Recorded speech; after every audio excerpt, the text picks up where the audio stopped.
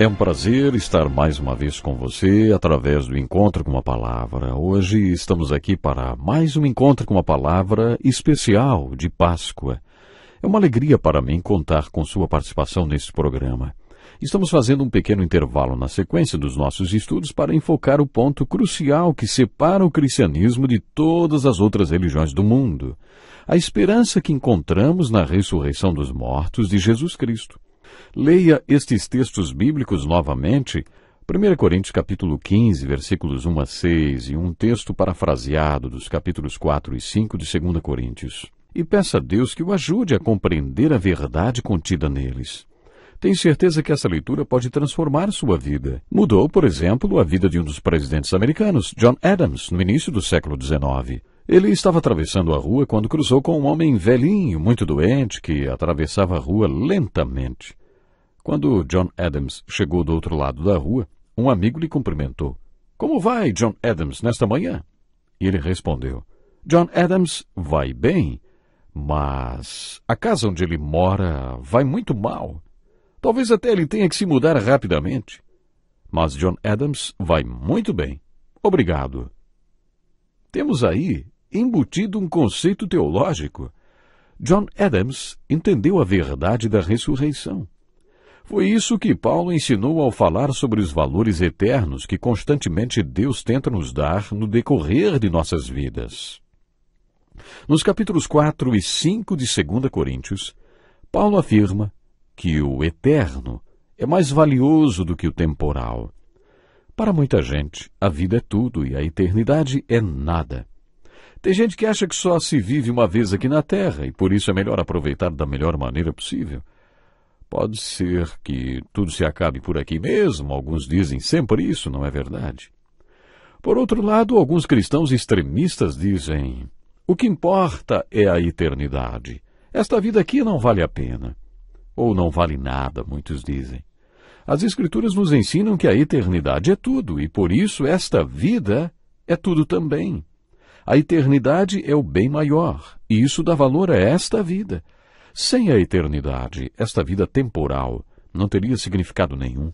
Seria uma piada sem graça. Estamos sempre nos preparando para alguma coisa, e se não há mais nada depois desta vida, conforme o apóstolo Paulo fala, de que serve tudo isso aqui? Ouça este trecho do capítulo 15 de Coríntios. Diz assim: se é somente para esta vida que temos esperança em Cristo, somos, de todos os homens, os mais dignos de compaixão. A Bíblia está sempre reafirmando a existência da vida eterna e o seu valor acima da vida temporal. Paulo também ensinou que o espiritual é mais valioso do que o físico. A existência humana está dividida em duas partes: a espiritual e a física. O capítulo 15 de 1 Coríntios e alguns versículos dos capítulos 4 e 5 de 2 Coríntios afirmam que a nossa parte espiritual é mais valiosa do que a nossa parte física.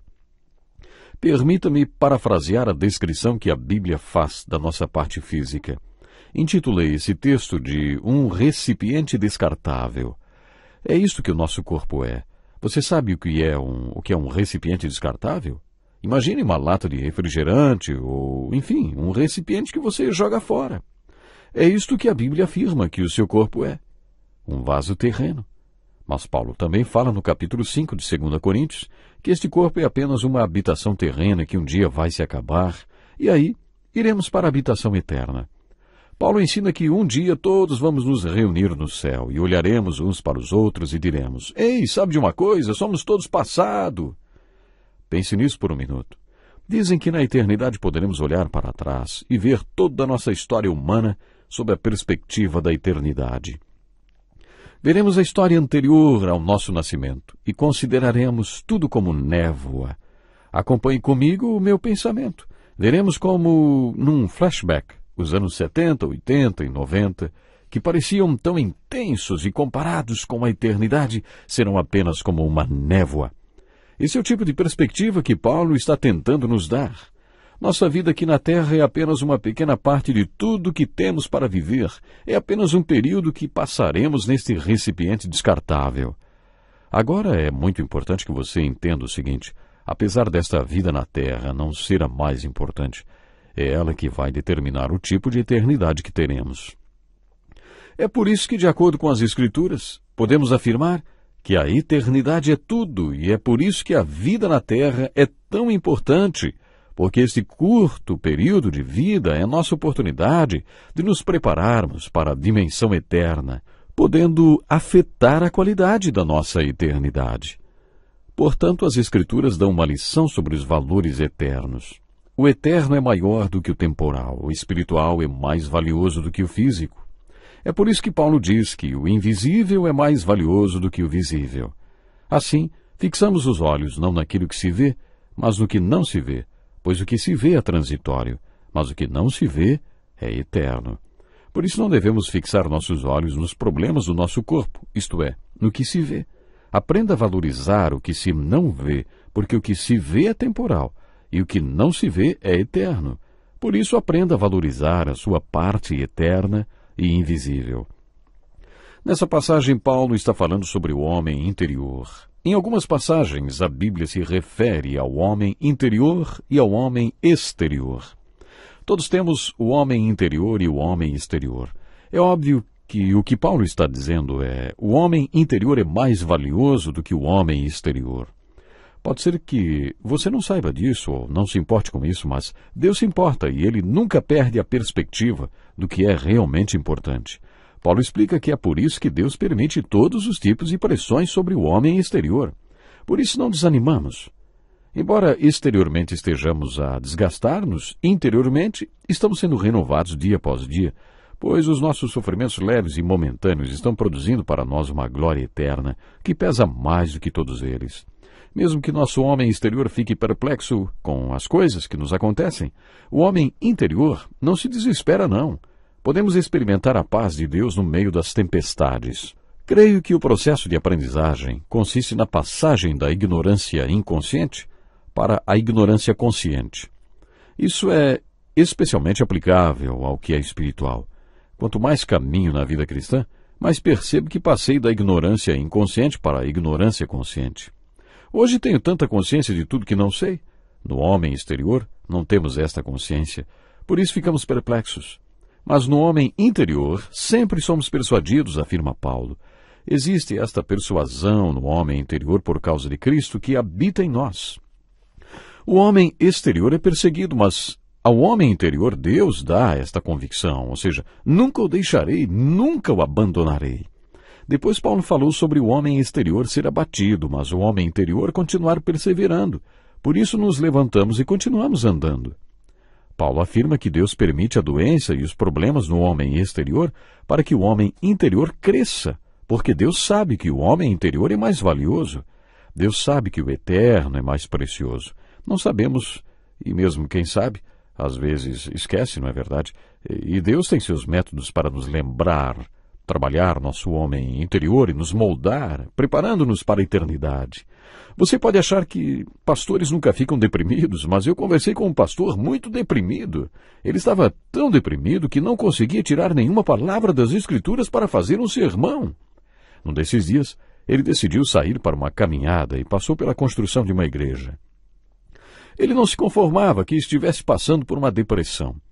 Ali parado, pensando na vida, ele observou o pedreiro que estava sentando pedras no revestimento da igreja. Ele estava trabalhando em uma pedra enorme no formato de uma cruz. Em dado momento, o pedreiro percebeu que estava sendo observado. E aí o pastor lhe perguntou: "O que é que você está fazendo?" O pedreiro apontou para uma cruz na parede da torre da igreja e disse: "Eu estou moldando esta pedra aqui para que ela encaixe lá em cima."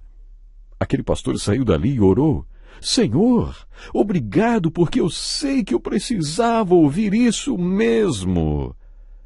O pastor percebeu que todas as coisas que o deprimiam estavam sendo usadas por Deus para moldá-lo enquanto ele estava aqui, para que se encaixasse lá em cima. É esta a lição que tiramos dos capítulos 4 e 5 de 2 Coríntios. Deus conhece o que é realmente mais valioso e sabe que esses valores estão na eternidade. Por isso, Ele nos molda aqui na terra, para que possamos nos encaixar lá em cima. Esta é a mensagem da Páscoa e esse é o Evangelho da Páscoa. O seu homem interior é mais importante do que seu homem exterior, porque o homem interior viverá eternamente em outro lugar. A prova disso é a ressurreição de Jesus Cristo. A garantia de que Cristo que vive em seu coração é o Espírito Santo que foi derramado sobre você quando você nasceu de novo. Quando eu digo a você Feliz Páscoa, estou desejando que o seu homem interior cresça, assim como a fé que foi plantada no seu coração. Que você realmente creia e compreenda o que significa dizer que Jesus Cristo morreu pelos nossos pecados, de acordo com as Escrituras, e ressuscitou dos mortos, de acordo com o que os profetas disseram que aconteceria. Talvez você já seja nosso ouvinte, mas ainda não conhece a alegria desta esperança de vida eterna com Deus. Talvez você tenha consciência que não tem a vida de Cristo nem o poder do seu Espírito em você. Estou aqui para lhe dizer que você pode experimentar esta esperança da nova vida em Cristo hoje e ter certeza da vida eterna. O homem interior é mais valioso do que o homem exterior, porque o homem interior vai viver para sempre em outro lugar. O eterno é mais valioso do que o temporal. E você, querido ouvinte, hein? Pode escolher. Onde você quer passar a eternidade?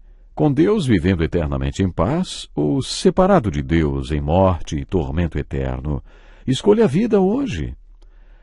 Faça comigo esta oração. Jesus Cristo, creio no que sua palavra diz, que o Senhor veio e morreu pelos meus pecados, exatamente como a Bíblia profetizou.